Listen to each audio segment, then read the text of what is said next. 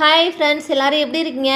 பாருங்கள், நம்ம சிறுவிடை நாட்டுக்கோழி எல்லாமே முட்டை வச்சுருக்குது. இது நேற்று இட்ட முட்டை தாங்க. இன்றைக்கி இன்னும் முட்டை எடுக்கலை.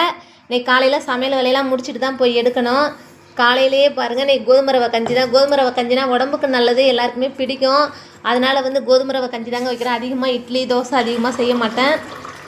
அந்த உண்மையெல்லாம் போகிற அளவுக்கு நல்லா 4-5 டைம் கழுவிக்கணுங்க. கழுவின அப்புறம் ஒரு டம்ளர் ரவைன்னா 4 டம்ளர் தண்ணி அளவுக்கு வச்சு நல்லா அடி பிடிக்காத அளவுக்கு கிண்டிட்டு எப்படின்னாலும் ஒரு 40 நிமிஷம் ஆகுது வேகிறதுக்கு. நான் ரொம்ப தூண்டிடவும் மாட்டேன், அடி பிடிச்சிடும். அது போல் வேக வைக்கணும்.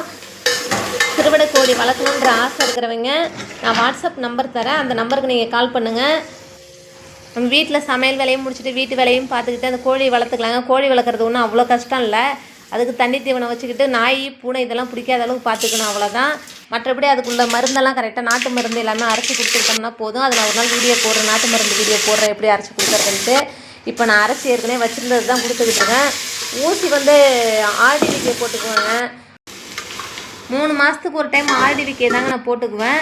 ஆர்டிவிக்கே போட்டுட்டு இடையில இந்த பூண்டு மிளகு சீரகம் இந்த கீழாநெல்லி குப்பைமணி எல்லாமே கலந்து அதை அரைச்சி கொஞ்சம் தண்ணியிலே கலந்து வச்சுக்குவேன். டைம் இருந்தாக்க தீவனத்துலேயும் கலந்து போடுவேன். இல்லை ஒரு உருண்டை ரொம்ப முடியல, கோழிக்கு ஏதாவது சளிகளே ஆரம்பிச்சிருக்கு அப்படின்னாக்க ஒரு உருண்டை வாயில் போட்டுட்டோம்னா போதும். நைட்டில் கவுத்த அப்புறம் ஒரு குண்டை தனியாக இல்லைனா காலை திறந்துரும் போது போட்டு இப்படி வெளியில் தூக்கி விட்டுருலாம் எல்லாத்தையுமே.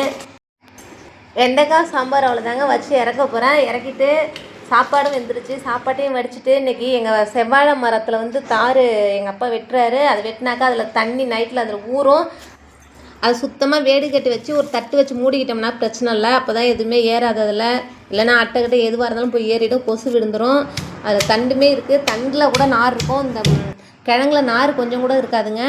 அந்த கிழங்கோட நல்லா நசுக்கிக்கணும். அரிஞ்சு போட்டோம்னா அதில் உள்ள சாறு எல்லாம் இறங்காது. நான் நல்லா நசுக்கிக்கிட்டேன் எல்லாத்தையுமே. சின்ன வெங்காயம், இஞ்சி, பூண்டு, அந்த கிழங்கு, 2 பச்சை மிளகாவும் போடுறேங்க. நல்லா டேஸ்ட்டு கொடுக்கும் பச்சை மிளகாய் நசுக்கி போட்டோம்னாக்க. இது போல் எல்லாத்தையுமே இடித்து போட்டு பாருங்கள். இதுக்கு வேணுங்கிற அளவு தண்ணி ஊற்றிக்கலாம். தண்ணி இப்போ நம்ம 4 பேருக்கு வேணும்னாக்கா அதுக்கேற்ற மாதிரி தண்ணி ஊற்றிக்கலாம். தண்ணி வெளியில் வந்துடக்கூடாது, பொங்கி அடிக்காத அளவுக்கு கொஞ்சம் மீடியமாக வச்சுக்கணும் அடுப்பை சிம்மில். அது போல் இருந்தால் பொங்காது, இல்லைனா பொங்கிடும். எல்லா தண்ணியும் ஓடிச்சுன்னா சத்தே இருக்காது அதில். பாருங்கள், ஒரு கருவேப்பிலையும் அது ஏன்னா கருவேப்பிலையும் போட்டுக்கலாம். புதினாவும் எங்கள் செடியில் இருக்குது, எங்கள் தோட்டத்தில். அதனால் புதினா கருவேப்பிலை எல்லாமே கொஞ்சம் கொஞ்சம் போட்டுக்கிட்டேன். எல்லாத்தையும் நசுக்கி போட்டு ஒரு 7 விசில் விட்டாங்க. 7 விசில் விட்டால் தான் அதில் உள்ள சாறு எல்லாமே இறங்கும்.